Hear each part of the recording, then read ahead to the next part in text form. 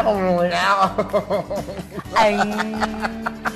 Pero eto ha, dahil nga sa kabibuhan ni Maymay nung audition, itutuloy si Direk Rory humingi ng entertainment mula sa kanya. Ano kaya ang mga kabaliwang ginawa ni Maymay para maaliw si Direk RBQ? Tama. Panoorin natin. I-entertainin niyo ako. Who's volunteering to entertain me? Quick! Diyos ko, mga Okay, ikaw, halika dito. Ano si Mario Murer? Nakita niyo po siya, ma'am? O dito ka, di ba gumanyan ka, nag-volunteer ka? O dito ka. Hindi po, ma'am, naganda. Dito ka nga. Nag-volunteer ka. Ha? Pabilis. I'm just, pointing the... Okay, gumanyan ka sa akin.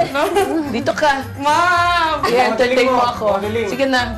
Hindi po, ma'am, kasi gusto ko lang Mario lang naman. Ginaganyan mo ako eh. Pabilis, ikaw ba talented na bata? Ano po, ma'am? English. I will matuto. Oh my gosh! I want to be a flexibility and I'm flexible and everything. So what I will choose or the direct will choose to me or they can suggest everything. No, you show me what your talent is. This In fairness, ano pa? Puso. Heartbeat. Ano pa habaan mo? Make your talent long. Oh, I can sing too. Okay, let's see it. What song do you? You want English or? No, what song you made? Ma'am, but I have a duet if I sing. Okay, let's hear. Who's your duet? There, ma'am, he's a duet. Come on.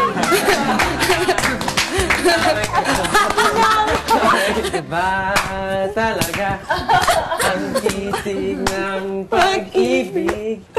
Iba nakikita, nangusap mata. Dahil sa'yo, ako'y Sandali, sorry hindi ako kinikilig. Gusto ko makilig. bakit? Ayan ang task, di ba? Pag-eksena, there's always an objective, right? What's the objective? The objective is me, I want, as an audience, I want to be kilig. So, do it. Ready? Don't want fun. Action! Iba talaga ang titig ng pag-ibig. Wait lang, Iba kiligin na. nakikita, lakit ng iyong mata. Dahil sa'yo, ako'y natutuwa. Dahil sa'yo, ako'y kinikilig. Dahil sa'yo, ako'y natutuwa. Singing ka. Ano nangyari? Cut! Sige, kasi na ka na ng eksena, tapos gumaganyan-ganyan ka, tapos ika-cut mo. Hindi yan pwede. Hindi yan pwede. Pag gawin mo yan, pag kunwari nag-rehearse na tayo, ganyan mo ako, naku, lagot ka sa akin.